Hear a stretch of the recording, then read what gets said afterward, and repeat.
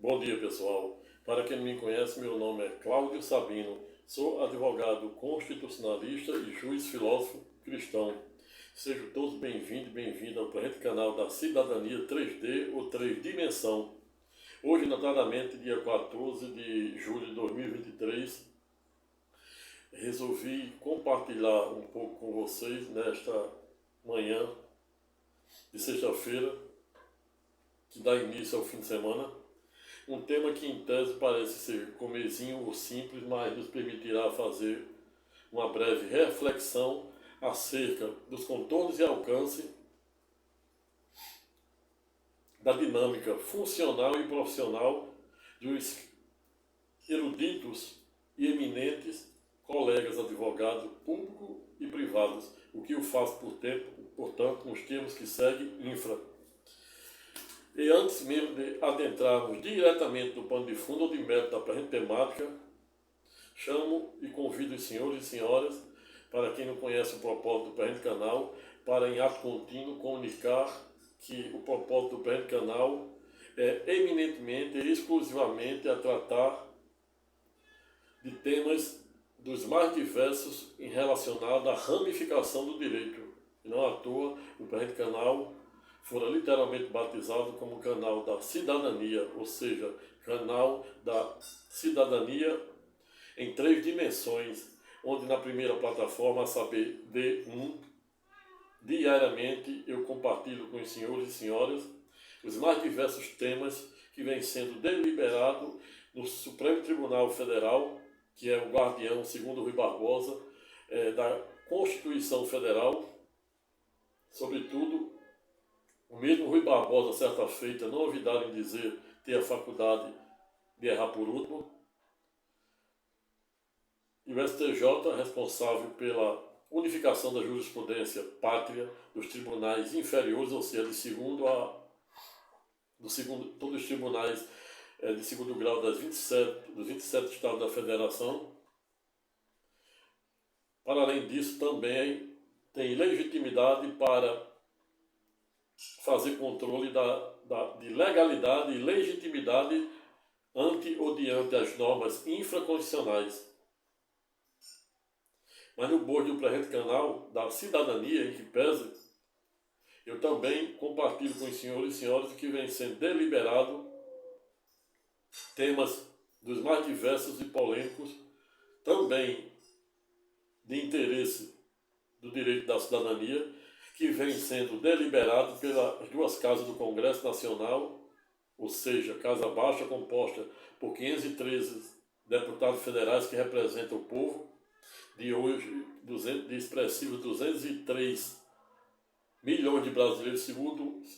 o último censo do IBGE de 2003, e a Casa Alta, dividida pelo H de humanismo, construída pelo erudito e transcendental arquiteto Oscar Niemeyer. A Casa Alta, dividida pelo H de humanismo, composta por 81 senadores, que entre si representam os 27 estados da Federação Brasileira. Mas no presente canal, em que pese, eu também compartilho diariamente com os senhores, de forma gratuita, temas dos mais diversos versando sobre o direito da dignidade da pessoa humana, do devido exercício da cidadania, e não à toa escrevi diversos temas falando sobre, em dois vídeos, a aula falando sobre o direito básico que você tem na saúde pública, privada, saúde complementar, suplementar, independentemente de ter plano de saúde ou ter que arcar com eventual dinheiro. Falei também de quem pode ou não pode ter a sua CNH, seu passaporte, o direito de participar de concurso público, certame, suspenso por eventual dívida e processo de execução na justiça. Está tudo aí postado no canal de Dr. Sabino, que é o segundo canal que é conexo a isto.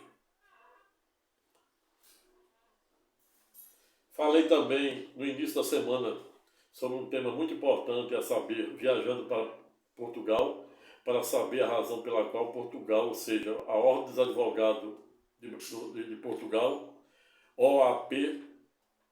igual a nossa aqui, que é OAB, lá é OAP, ou seja, Ordem dos Advogados Português, Sabe-se lá por qual carga d'água, mas eu já disse no presente vídeo, e a razão pela qual você deve entrar aí e assistir.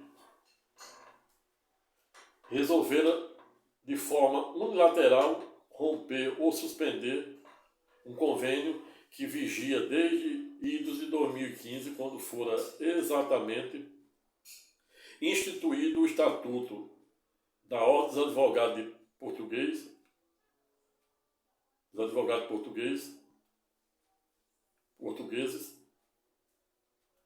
por meio da Lei 145 de 2015, com base no artigo 47, número 1, da Carta Política de Portugal, que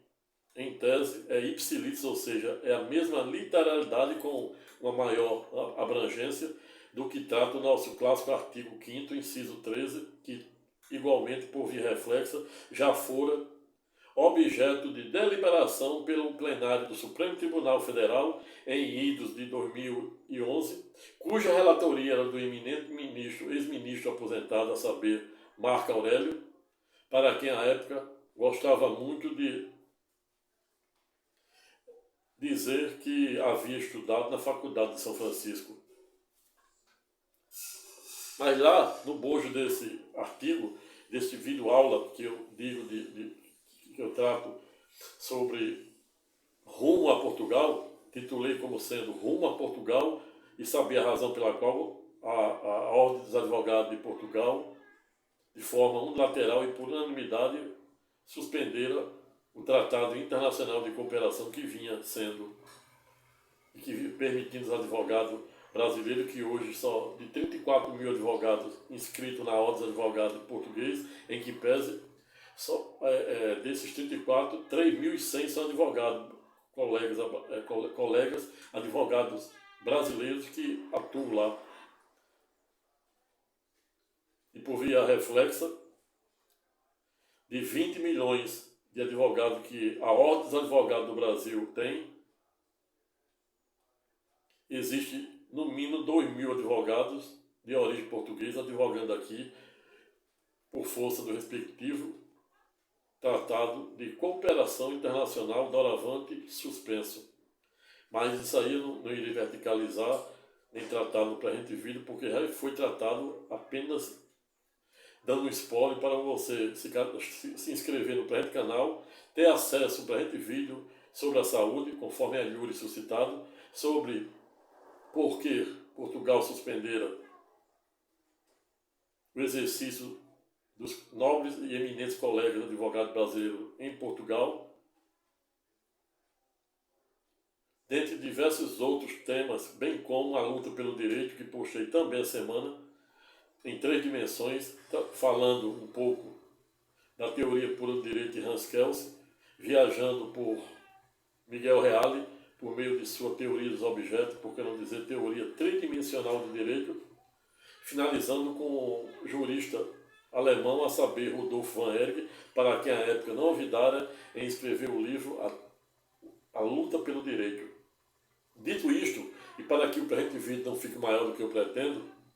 já parto diretamente para o pano de fundo de método da presente temática, qual seja o título de hoje será reverberado em torno de saber, ou sabermos, a dinâmica funcional e profissional dos advogados públicos e privados, do qual eu faço parte, nos termos do artigo 133, caput da Carta da República de idos de 1988.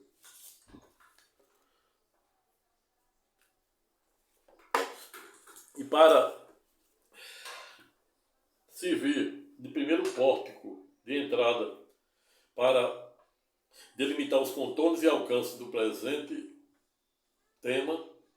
por que não dizer do pano de fundo ou de método da presente temática, não há como falarmos de dado tema, de dada temática, sem contudo trazermos em um primeiro momento para o presente debate jurídico o clássico artigo 133 da Carta da República, que diz que o advogado é indispensável à administração da justiça, sendo inviolável por seus atos profissionais, seus atos no exercício da profissão e no limite da lei. Para referendar o respectivo dispositivo constitucional, a lei de abuso de autoridade outorgara também o clássico artigo 7º, no sentido de constituir e de considerar como crime também violar direito e prerrogativa de advogado, ato contínuo, reforçando e reafirmando a importância do advogado para a administração da justiça, nos termos do comando do clássico artigo 133 da Constituição Federal de 88. Mas, quando falamos do artigo 133, que o advogado é indispensável à administração da justiça, em um primeiro momento nos faz chegar a uma primeira premissa fática e jurídica de que o advogado, para além de ser indispensável à administração da justiça, em que pese, contudo, no ponto, o mesmo também é o único profissional, sem nenhum demérito aos demais, até porque isso, em que pese, portanto, fora instituído pela última Constituinte de idos de 1988, cujo seu maior protagonista for o grande, transcendental e erudito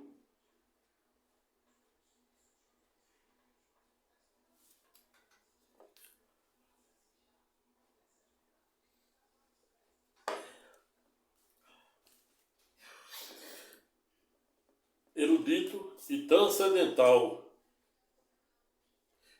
constitucionalista, responsável pela promoção de nossa última Carta da República, a saber, de idos de 1988, que muitos chamam de Carta da República, outros chamam como Marco Aurélio, outros chamam de Carta Política, cujo seu maior protagonista fora o erudito e transcendental Ulisses Guimarães, considerado o pai da última Constituinte de idos de 1988.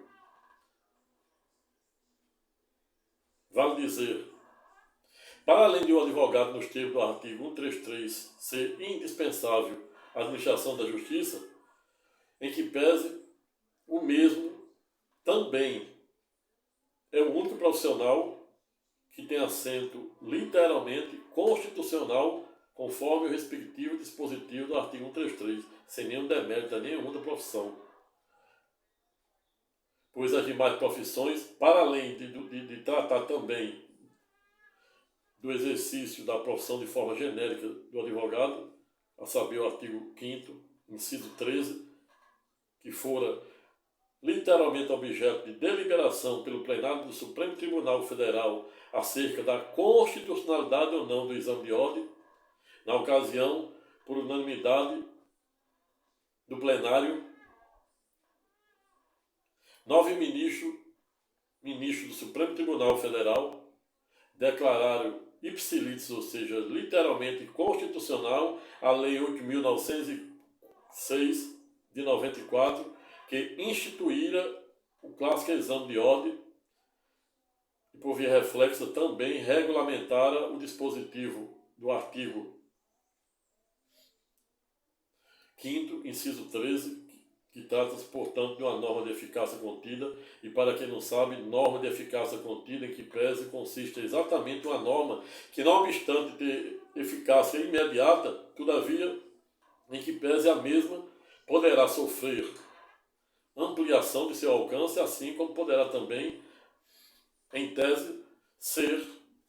objeto de restrição. E aí a Lei 8.904 de 94, Lei 8.906 de 94, que instituíra o Estatuto da Ordem dos Advogados do Brasil, no sentido de, doravante, exigir de todo bacharel em Direito formado na República Federativa do Brasil e outras por força de eventual acordo internacional, como que existe entre Brasil e Portugal, doravante objeto de suspensão, em que pese deve fazer o clássico exame de ordem para poder exercer o seu ministério de advogado na acepção jurídica do artigo 133 da Constituição Federal, combinado com o Estatuto da OAB, por meio da Lei 8.906, 94, em seu primeiro, segundo, terceiro, quarto, quinto, sexto, sétimo e seguinte artigos que disciplina a matéria, onde fala ser privativo de advogado toda postulação de primeiro até o último grau, ou seja, do primeiro até o Supremo Tribunal Federal, quando disciplina ser também privativo de advogado assessoria, como também disciplina ser privativo de advogado ato constituinte de pessoa jurídica, empresas, e também sem olvidar em lembrar que a nova lei de registro público, para além de ter ampliado o rol de ações judiciais que podem se fazer de forma extrajudicial em cartório, bem como uso capião administrativo, adjudicação compulsória, inventário, divórcio, se não tiver menor nem conflitos, e até mesmo a alteração, a mudança de nome, que antes levava anos-luz na justiça para conseguirmos resolver e chegar ao final do processo, agora com base na nova lei de registro público, sobretudo com base também no novo formato da lei de introdução ao Código Civil, que agora é chamada ipsilis, ou seja, literalmente de lei de introdução à ordem do direito brasileiro, como sempre, desde o primeiro dia que pisei no curso de Direito, vinha achando no mínimo esquisito isso. Pois a antiga denominação, a saber, Lei de Introdução ao Código Civil, nunca encontrei nenhum dispositivo que introduzisse o Código Civil, e nenhum dispositivo, e sim, a mesma sempre tinha por norte, ou por natureza jurídica, da segurança jurídica e proporcionar unidade a todo o ordenamento jurídico, como dizia, ser permitido tudo aquilo que não for permitido, em especial quando previa também, e continua prevendo, que ninguém pode se eximir de cumprir a lei alegando desconhecê-la. Vejam, portanto, a importância desta profissão da nossa profissão de advogado, sem nenhum demérito das demais. Não à toa mesmo, é a única que tem assento constitucional. E esta é a razão pela qual, desde já, lembro aos colegas advogados e àqueles futuros também advogados que estão no curso de Direito, estão estagiando e pretendem ser advogado, que nunca percam de vista o artigo 133, combinado com o artigo 5º, inciso 13, que trata das profissões, não somente do advogado, como de todas, pois o advogado é tratado especificamente na cabeça do artigo 133, notadamente do advogado particular, pois quando estamos a falar de advogado público, aí a gente tem o defensor público e tem os advogados da União, que são tratados em dispositivos do artigo 131, 132, o advogado particular no artigo 133 e o advogado defensor a partir do artigo 134 a 135.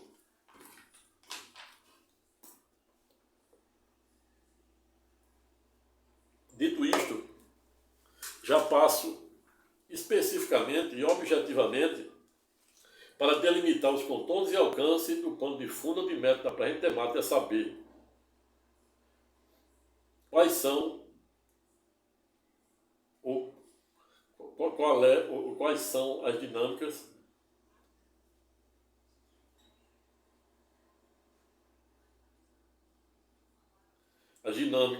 ou a dinâmica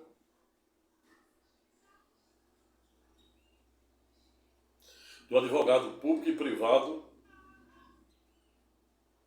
dinâmica profissional e por que não dizer funcional em especial. Começando pelo advogado público,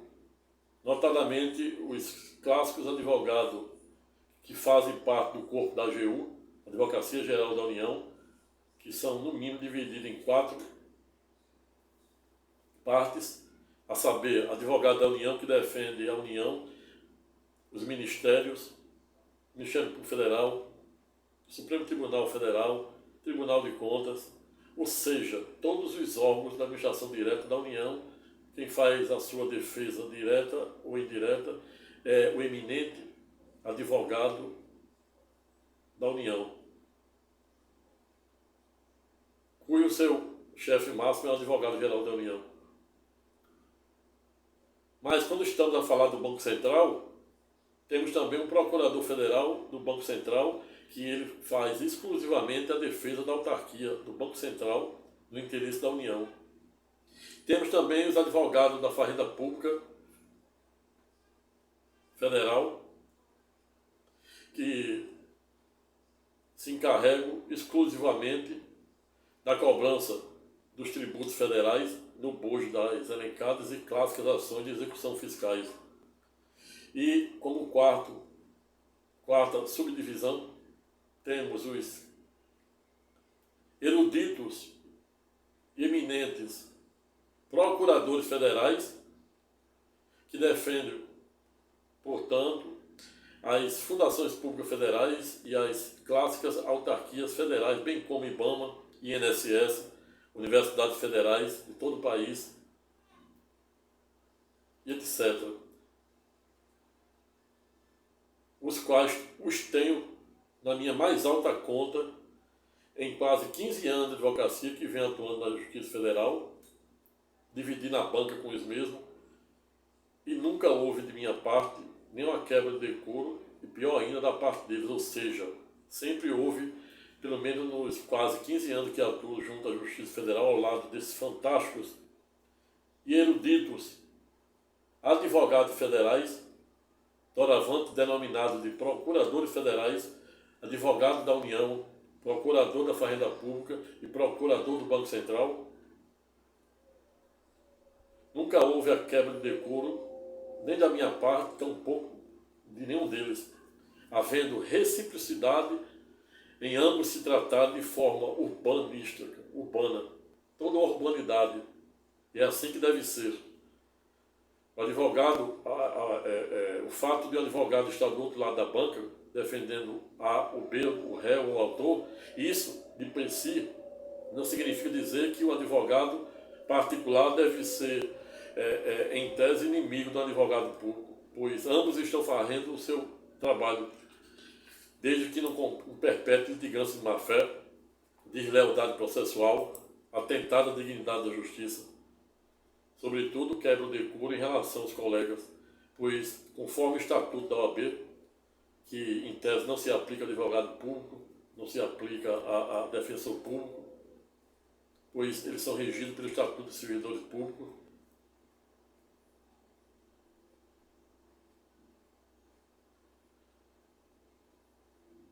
em que pese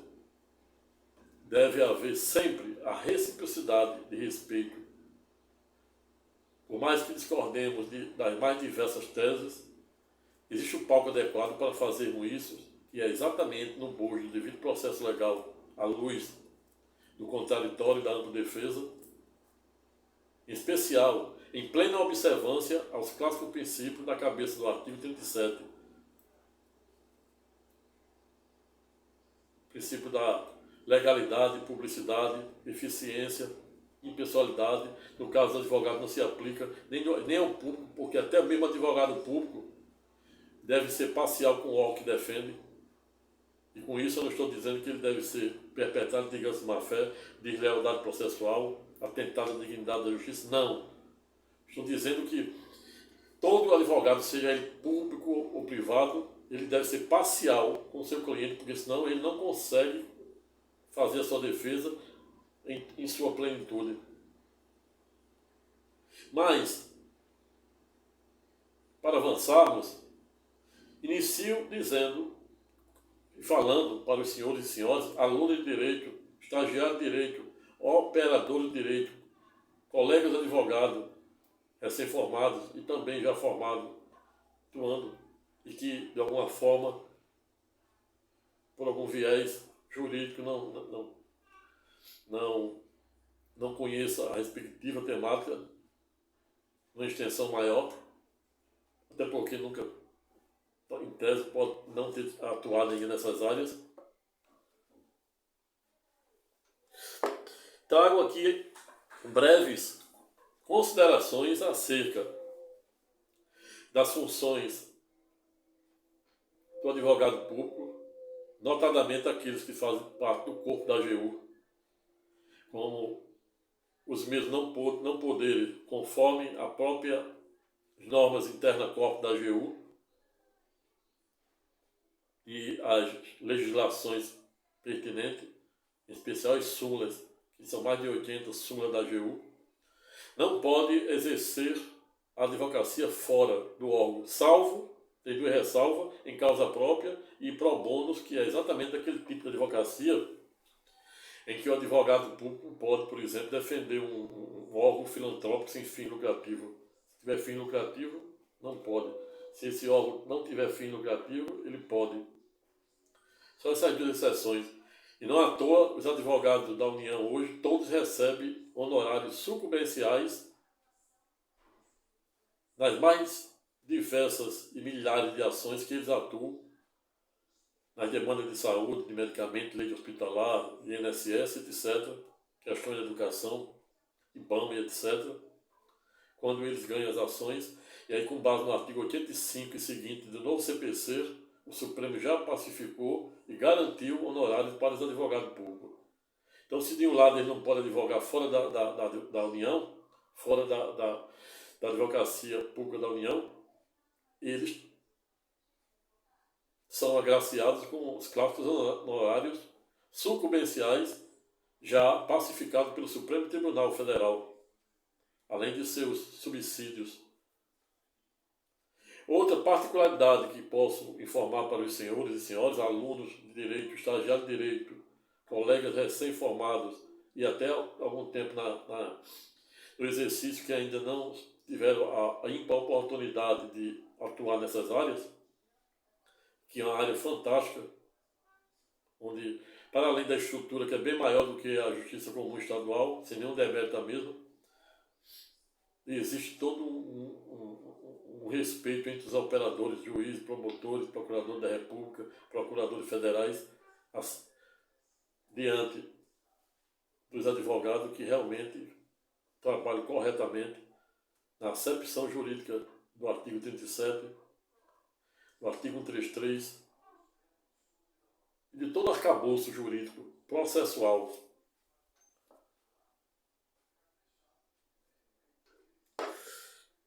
Outra particularidade que existe nos advogados da AGU é que eles não têm independência funcional. E o que isso significa? Explico, e como sempre a resposta é de fácil alcance. O advogado não ter autonomia funcional significa dizer que ele, nos bojos dos milhares de processos que atuam, ao revés, não pode celebrar acordo por conta própria, como pode um advogado como eu,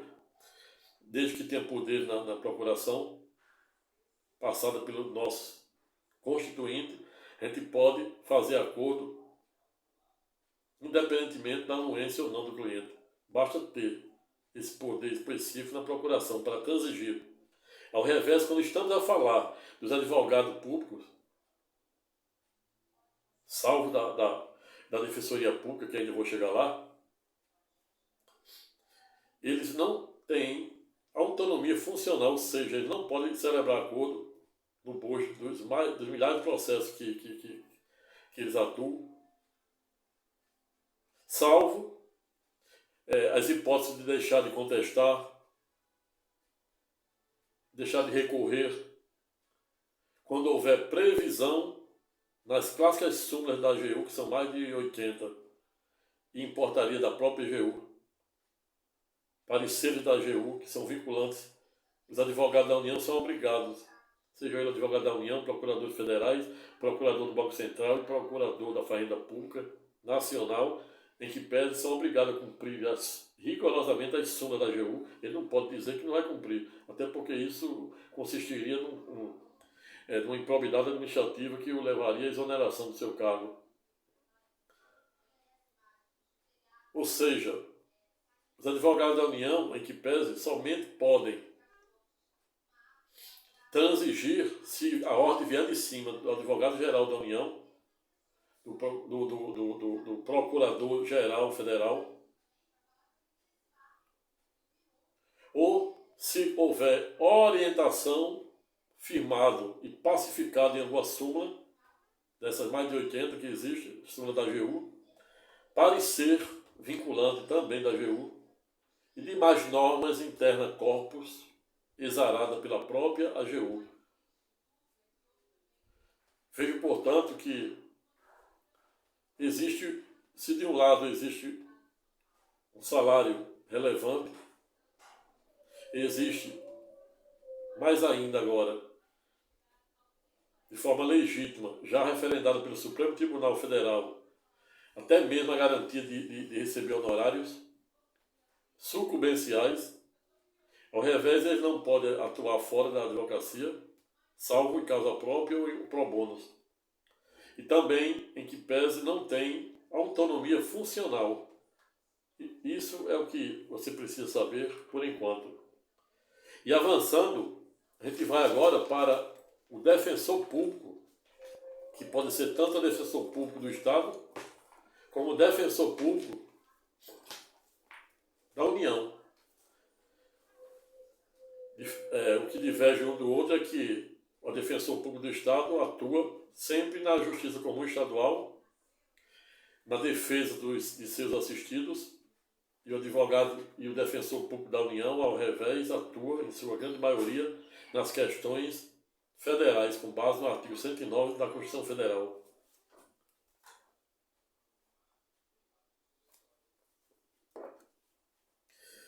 Dito isto, doravante, chama a atenção dos senhores, futuros advogados, estagiários de direito, operadores de direito e também colegas advogados que estão a me ouvir, que apenas para aqueles, é claro, né, que não sabem ou se já sabem de alguma coisa, de alguma forma pode ampliar seu conhecimento jurídico. Este é o meu propósito, jamais ser o dono da verdade, e pior ainda, fazer demérito a nenhum que pense em sentido contrário. E aí, quando a gente chega no artigo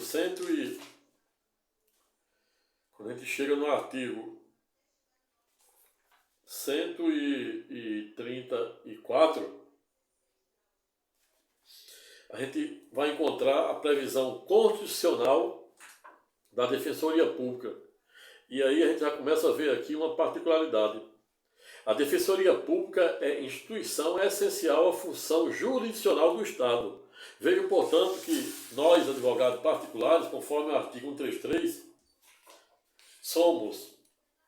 o advogado indispensável à administração da justiça. Nós, advogados particulares.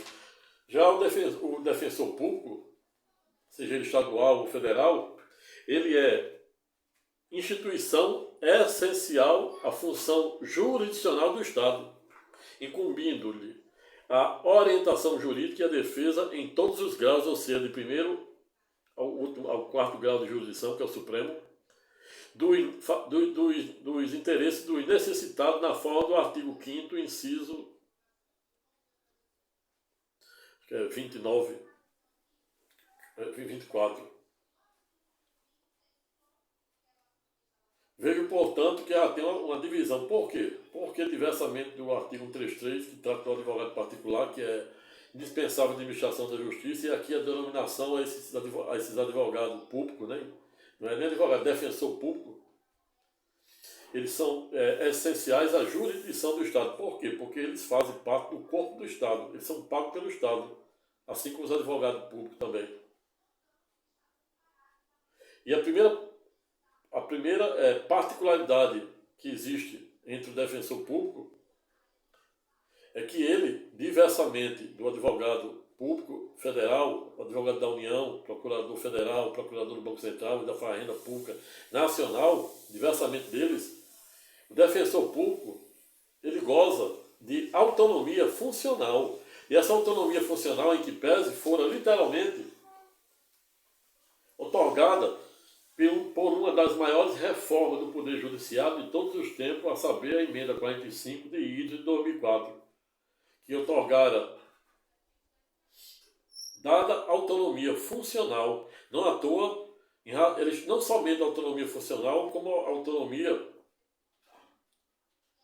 financeira. E não à toa eles, em que pese, podem propor projeto para melhorias, projeto de lei para melhorias na respectiva área de atuação da respectiva Defensoria Pública.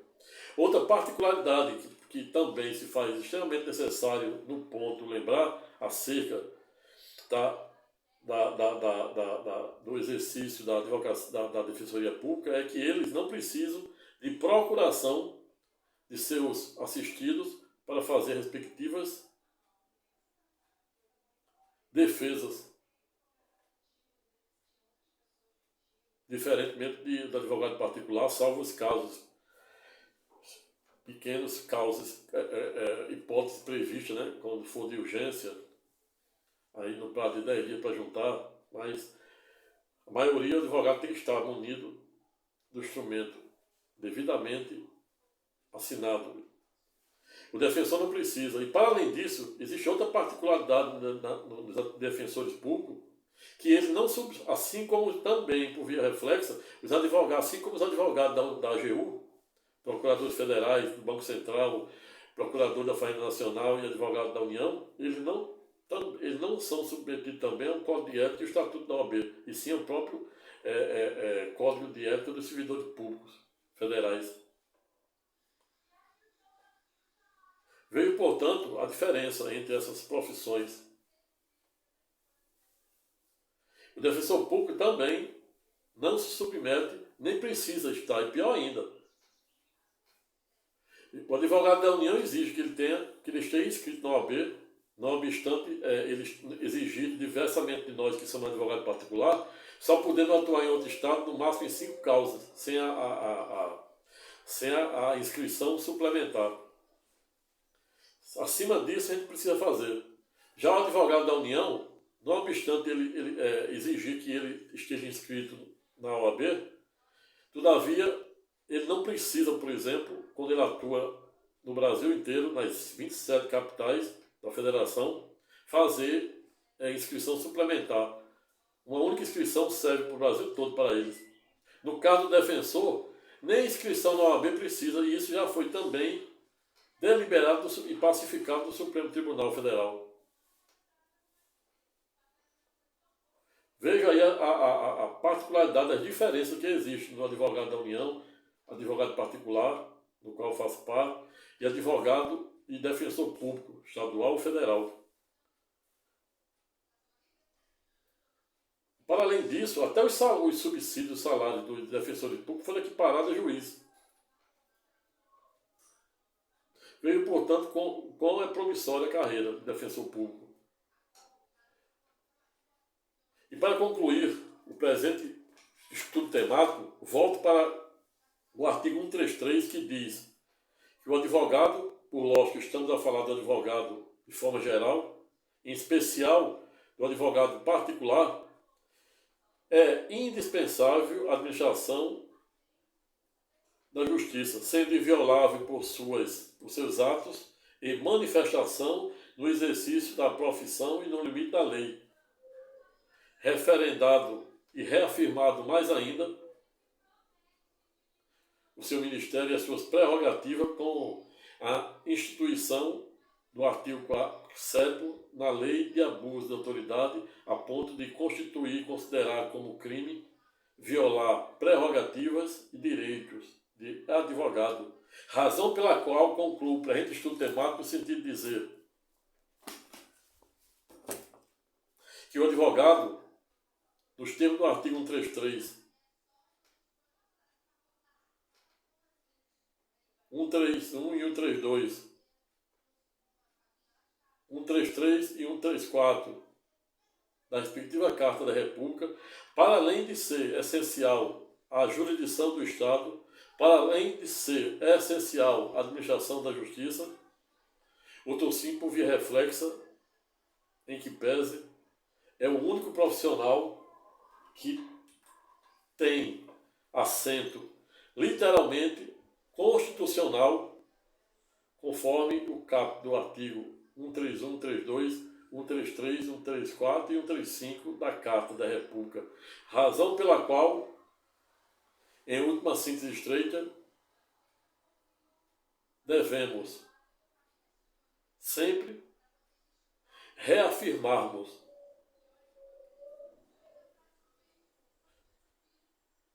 dado colorário no sentido de não permitir ou permitirmos que nenhum, repita-se, nenhum operador do direito, seja ele juiz, promotor, procuradores, sem nenhum demérito a nenhum deles, em ato contínuo, viole essas sagradas e constitucional garantia que coloca o advogado como essencial à administração da justiça. Obrigado, pessoal. Vou ficando por aqui. Espero que vocês tenham gostado. Se gostaram, dê o seu like, compartilhe para a gente vídeo com o maior número de pessoas. Se inscreva no presente canal para que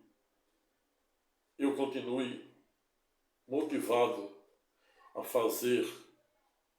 as mais diversas aulas sobre as mais diversas